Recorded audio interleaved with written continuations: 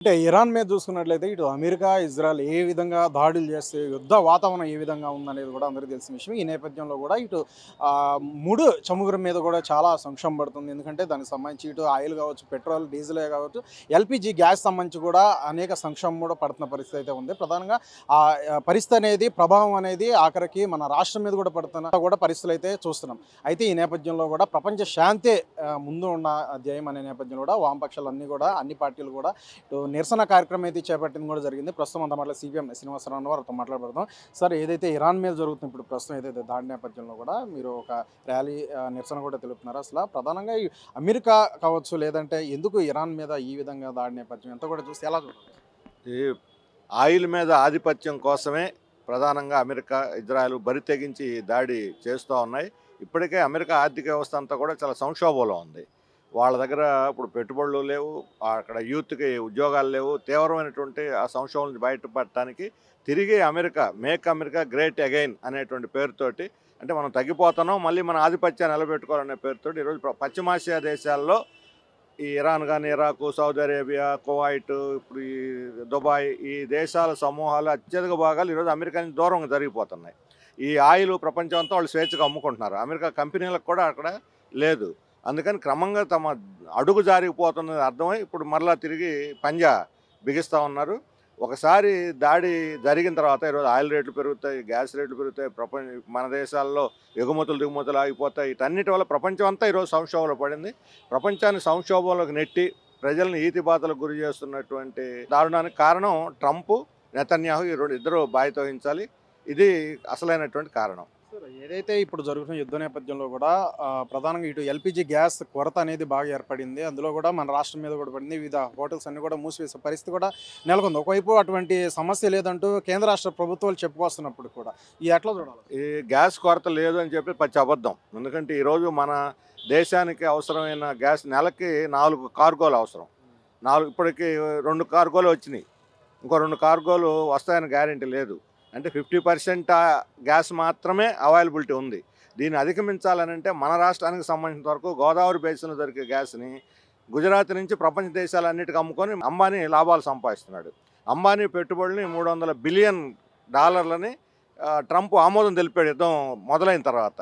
అంటే అంబానీ, అదానీ వీళ్ళ లాభాల కోసం ట్రంప్ తోటి మోడీ రాజీ పడ్డాడు. మన ఆయిల్ ఏమో ప్రపంచ దేశాల్లో ఎక్కువ రేట్లు పెట్టి అమ్ముకుంటున్నాడు.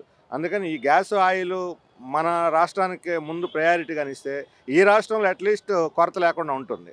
ఇప్పుడు చెప్పారు, విజయవాడలోనే చాలా చోట్ల భయపడిపోతున్నారు గ్యాస్ వాడకుండా. ఇప్పుడు కరెంటు స్టవ్లు ఉన్నాయి కదా, ప్రెషర్ కుక్కర్లు, వాటి అమ్మకాలు పెరిగినాయి అంటున్నారు. గ్యాస్ నిల్వ పెట్టుకుంటే రేపు పొద్దున ఏమవుతున్నటువంటి భయం అందరిలోనూ వచ్చింది. అన్నిటికన్నా పెద్ద అంటే బ్లాక్ మార్కెట్. గవర్నమెంటే పెంచిన తర్వాత బ్లాక్ మార్కెట్ ఊరుకుంటారా? వాళ్ళు ఇష్టానుసారం అమ్మేసుకుంటున్నారు. వాళ్ళ మీద ఎక్కడా చర్యలు లేవు. ఒక్కళ్ళ మీద కూడా ఎక్కడ కనీసం బ్లాక్లో అమ్ముతున్నాడని చర్య తీసుకున్నటువంటి ఘటన లేదు. వాళ్ళ దగ్గర డబ్బులు వసూలు చేసుకొని లంచం తీసుకొని వాళ్ళు వదిలేస్తూ ఉన్నారు. ఇది ఈరోజు జరుగుతున్న దారుణం. సార్, ఏదైతే ఇటు ఇరాన్కి అలాగే భారతదేశం మధ్య జరిగిన దౌత్యపరమైన చర్చల నేపథ్యంలో కూడా ఏవైతే షిప్లు ఉన్నాయో రావడానికి గ్రీన్ సిగ్నల్ ఇచ్చినట్టు కూడా వార్తలు అయితే వస్తున్నాయి. దాని మీద ఇటు అధికారంగా ఇటు ప్రభుత్వం కూడా, భారత ప్రభుత్వం కూడా చెప్తుంది. ఏంటి అసలు అంటే ఇప్పుడు ఇండియాకి అమెరికాకి మధ్య రహస్య ఒప్పందం కుదిరింది. కానీ ఇరాన్కి అమెరికాకి మధ్య అలాంటి రహస్య ఒప్పందం లేదు. ఇరాన్ ప్రతిఘటిస్తూ ఉంది, మేము లొంగిపోయే సమస్య లేదని చెబుతున్నారు. హార్జు ఆ జలసంధి ఎక్కడైతే ఇరుకు మార్గం ఉందో దాంట్లో నుంచి షిప్పులు రావాలి. అక్కడ ఈరోజు యుద్ధం తీవ్రస్థాయిలో జరుగుతూ ఉంది. అందుకని 12 రోజుల పాటు ఇరాన్ లొంగిపోకుండా ఈరోజు ప్రతిఘటించడమే అమెరికా బలహీనతని ఎత్తి చూపుతూ ఉంది. వాళ్ళ దగ్గర ఆయుధాలు కూడా అయిపోవచ్చినాయి. అందుకని రేపో మాపో ఏదో ఒక రకంగా సర్దుబాటు చేసుకుని వెనక్కి అడుగు వేస్తారని వార్తలు అయితే వస్తున్నాయి. ఇంకా వెనక్కి తగ్గి యుద్ధాన్ని ఆపేస్తా, లేకపోతే ఇంకాస్త ఎక్కువ విస్తరిస్తుంది అనేది మనం వేచి చూడాలి. ఏమైనా యుద్ధం వల్ల నష్టపోయేది మాత్రం ప్రజలే. అంటే ట్రంప్ చెప్పుకొస్తున్నాడు ఇప్పటికే యుద్ధాన్ని మాత్రం ఆపాలంటే. అంటే ఇరాన్ దగ్గర మొత్తం అయిపోయింది, వాళ్ళ పని అయిపోయింది, తొందరలోనే ముగిచ్చేస్తానంటూ కూడా చెప్పుకొస్తున్నాడు. ఎందుకంటే దానికి సంబంధించి ట్రంప్ వ్యాఖ్యలు ఇవన్నీ కూడా ఇటీవల చూస్తుంటాయి. యుద్ధాన్ని మేమైతే మా ఆత్మరక్షణ కొనసాగిస్తాం, లేకపోతే వెనక్కిపోతాడో అమెరికా తేల్చుకోవాలి. మేమైతే వెనక్కి తగ్గే సమస్య లేదని ఇరాన్ ప్రకటించింది. ఇప్పుడు ట్రంప్ ఆ సలహాదారులు ఏదో రకంగా జాగ్రత్తగా వెనక్కి తగ్గండి అని సలహా ఇస్తూ ఉన్నారు. లేకపోతే ఒక 15 రోజులు ఇదే రకంగా యుద్ధం కొనసాగితే వాళ్ళ దగ్గర ఉన్న ఆయుధాలు లాంగ్ రేంజ్, ఎందుకంటే దూరం నుంచి వాళ్ళు బాంబులు వేయాలి. దగ్గర ఉండే అమెరికా కేంద్రాలు అన్నిటి మీద వీళ్ళు నాశనం చేశారు ఇరాన్ వాళ్ళు. ఇరాన్కేమో షార్ట్ రేంజ్ ఆయుధాలు సరిపోతున్నాయి. అందుకని నష్టపోతున్న ఇరాన్ కన్నా దూరం నుంచి యుద్ధం చేస్తున్న అమెరికా ఈరోజు ఎక్కువ నష్టపోతున్నది. ప్రధానంగా ఇరాన్కి ఏదైతే ఇరాన్ సంబంధించి ఖమేనీ చనిపోయిన తర్వాత కూడా అనేక నిరసనలు చేసిన నేపథ్యంలో కావచ్చు, ఇండియాలో కావచ్చు, అందరూ కూడా ఆ ప్రదేశానికి వెళ్ళిపోండి అంటూ కూడా చాలామంది ఇటీవల సోషల్ మీడియా వేదిక కూడా వాళ్ళు పోస్టులు చేసిన పరిస్థితి అయితే ఉంది. దీనికి సంబంధించి మీరైతే జరుగుతున్న యుద్ధ నేపథ్యంలో కూడా మీరు ఏదైతే యుద్ధాలు ఆపాలంటూ కూడా మీరు వామపక్షాల తరపున నిరసన జరుపుతున్నారు. అటువంటి కామెంట్ చేసిన పోస్టులు చేసినారు, ఏమని చెప్తారు? ఇప్పుడు ఖమేనీ హత్య కావచ్చు, అంతకన్నా ముదురు మన వెనుజులా అధ్యక్షుడు మధురో నిర్బంధం కావచ్చు, ఒక దేశంలో పాలకులు ఎవరు ఉండాలి అనేటువంటిది ఆ దేశ ప్రజలు నిర్ణయించుకుంటారు. ఖమేనీ ఉండాలో లేదో వాళ్ళు నిర్ణయించుకుంటారు. ఇప్పుడు నేపాల్లో తిరుగుబాటు జరిగింది, లేకపోతే మన పక్కనే ఉన్న శ్రీలంకలో జరిగింది, ఇటు బంగ్లాదేశ్లో జరిగింది. బంగ్లాదేశ్ జరిగిన ఇది ఆమె హసీనా పారిపోయి వచ్చింది, లేకపోతే చంపేసి ఉండేవాళ్ళు.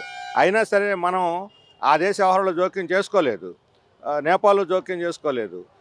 ఆ దేశ ప్రజలు నిర్ణయించుకుంటారు వాళ్ళ పాలకులు ఎవరన్నది. నువ్వు బయట నుంచి పోయి బాంబులు వేసి కొమ్మేనో మధురనో వాళ్ళు చంపేస్తాను, రేపు పొద్దున క్యూబా అధ్యక్షుని కూడా చంపేస్తాను బహిరంగ ప్రకటనలు చేస్తే టెర్రరిజం అవుద్ది. ఒక వ్యక్తిని కుట్ర చేసి ఇంకో దేశం వాళ్ళు చంపడానికి లేదు. అందువలన అది పూర్తిగా అంతర్జాతీయ న్యాయ సూత్రాల విరుద్ధం.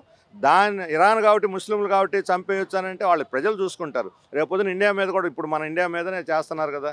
నేపాల్లో పక్కనే శ్రీలంకలో వచ్చి షిప్ను ముంచేశారు. మన రేపొద్దున ఇండియా మీద జరగదనేది ఏముంది అంత దగ్గరలో జరిగితే.